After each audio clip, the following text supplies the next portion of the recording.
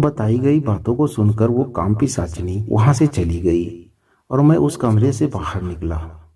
शाम का सूर्यास्त हो चुका था।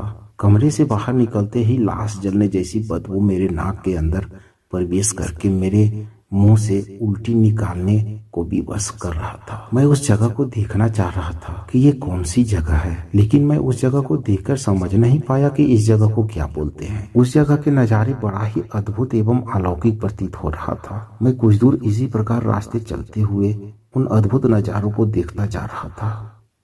तभी मेरी नजर एक सुंदर स्त्री पर पड़ी। वो स्त्री एक सफेद कपड़े को अपनी हाथों में लेकर रो रही थी। मैं उस स्त्री के बगल से गुजर रहा था। मेरा कदम रुककर उस स्त्री से रोने की वजह जानना चाह रहा था, लेकिन मेरा मस्तिष्क बोल रहा था कि मत रुको सुरेश, ये कोई इच्छाधारी ही होगी। हो सकता है तुमसे तृप्त होना चाहती हो। मैं उस रोती हुई स्त्री से कुछ भी नहीं बोला और आगे बढ़ता गया। मैं रास्ते चलते हुए देख रहा था कि बहुत सुंदर सुंदर फूल के पौधों में सुगंधित फूल लगे हुए हैं, लेकिन उन फूलों से सुगंध नहीं निकल रही, सिर्फ लाश जलने की बदबू आ रही है। कुछ दूर तक कोई भी मकान कुटी दिखाई नहीं दे रहा था। मैं जिस मकान के कमरे से निकलकर बाहर घूमने निकला था वो मकान भी अलक्षित हो चुका था और मुझे लगा कि मैं रास्ते चलते हुए उस मकान से काफी दूर आ चुका हूँ। अब मुझे किसी भी कामपिशाचिनी से डरने की जरूरत नहीं है। मैं इसी प्रकार रास्ते चलते हुए यहाँ से निकल जाऊंगा। तभी मेरा पैर एक फूल के पौधों से जाकर टकरा गया और मैं अपने मुंह के बल जमीन पर गिर गया। जमीन पर गिरने के बाद मैं अपना सिर उठाया तो देखकर मैं निराश हो गया, क्योंकि मैं उसी कमरे के पलंग के नीचे बैठा हुआ था और मेरे सामने वो कामपिशाचिनी लड़की के रूप में खड़ी होकर मुस्कुरा रही थी। मुझे देखकर वो लड़की मुस्कुराते हुए बोली, मेरे जीजाजी कहीं घूमने गए थे क्या? उस लड़की के मुंह से मुझे जीजाजी बोलकर संबोधित करना मेरे अंदर भड़की गुस्से की ज्वाला में पेट्रोल डाल दी। मेरा हाथ अपने आप उसके कनपट्टी पर जाकर एक जोरदार थप्पड़ जड़ दिया। वो थप्पड़ इतना जोर से मारा था कि उसके कान से खून निकलने लगे। पिशाचिनी अपने कान से खून निकलते देखकर अपनी सही रूप में आ गई और मेरे साथ फुटबॉल की तरह खेलने लगी। मुझे भी अच्छा लग रहा था, क्योंकि मुझे किसी भी प्रकार का दर्द नहीं हो रहा था। मैं भी खुशी से उसको खेलने का मौका देते जा रहा था।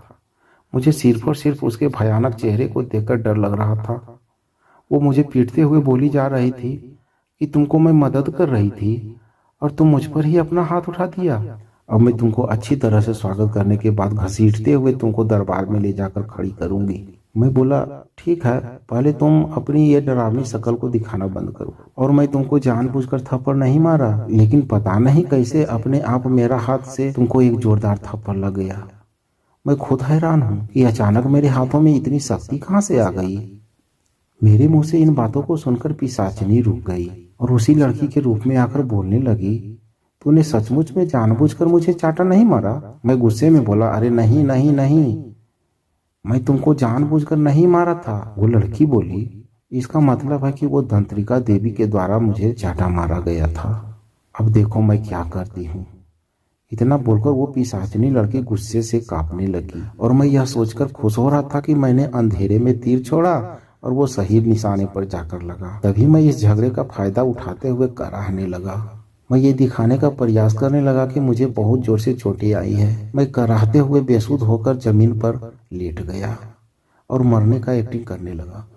मुझे दर्द से तड़प कर मरते देख वो लड़की मेरे सीने को दोनों हाथों से दबाने लगी और बोलने लगी, तुमको कुछ भी नहीं होने दूंगी, मैं तुम्हारी पूरी मदद करूंगी, तुम जो चाहो वो कर सकते हो, जो भी तुमको चाहिए मैं ला कर दूंगी तुझे।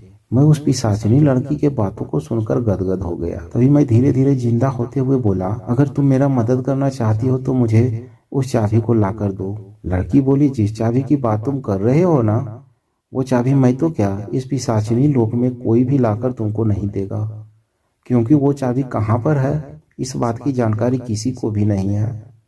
लेकिन मैं तुमको मदद करने का वचन दे चुकी हूँ, तो उस चाबी को ढूंढने में मैं तुम्हारी मदद जरूर करूंगी। तुम्हें उस चाबी के बारे में थोड़ा बहुत जानकारी एक पिशाचिनी दे सकती है। वो तुमको उसी सभा में मिलेगी। हम लोग उसे पागल पिशाचिनी बोलते हैं। वो तंत्रिका देवी के खास होने के कारण उस पागल पिशाचिनी से यहाँ रहने वाली सभी पिशाचिनियां डरती है। उस सभा में जाने के बाद सभा द्वारा पारित आदेशों को पालन करने में किसी भी प्रकार की कोताही बरती तो तुमको उस पागल पिशाचिनी के प्रताड़ना को झेलना पड़ेगा। मैं उस पिशाचिनी लड़की के बातों को चुपचाप सुन रहा था और सोच रहा था, अगर मैं इस अद्भुत साधना के पथ पर नहीं होता तो मैं ऐसे ऐसे कितने पागल पिशाचिनी को बिना तृप्त किए धूल चटा देता। और इस पिशाचिनी लोक का सत्यानाश करने के लिए सिर्फ पागल बाबा का ध्यान ही काफी था। लेकिन मैं विवश हूँ इस अद्भुत साधना के पथ पर चलकर। मैं बोला तो ठीक है, चलो मैं उस दरबार में चलने को तैयार हूँ, लेकिन तुमने मुझसे वादा किया है उस चाबी को ढूंढने में साथ देने के लिए, और तुमको साथ देना होगा। लड़की बोली, शायद तुम पिशाचिनी के बारे में नहीं जानते हो। जो वादा कर लेगी उसको निभाने में कोई कसर नहीं छोड़ेगी। तुम जब कभी भी मुझसे मदद चाहोगे मैं तुमको साथ देने अवश्य आऊंगी। चलो अब जल्दी तैयार हो जाओ, क्योंकि जरा सा भी देर हुआ तो दंत्रिका देवी मुझे दंडित कर देगी।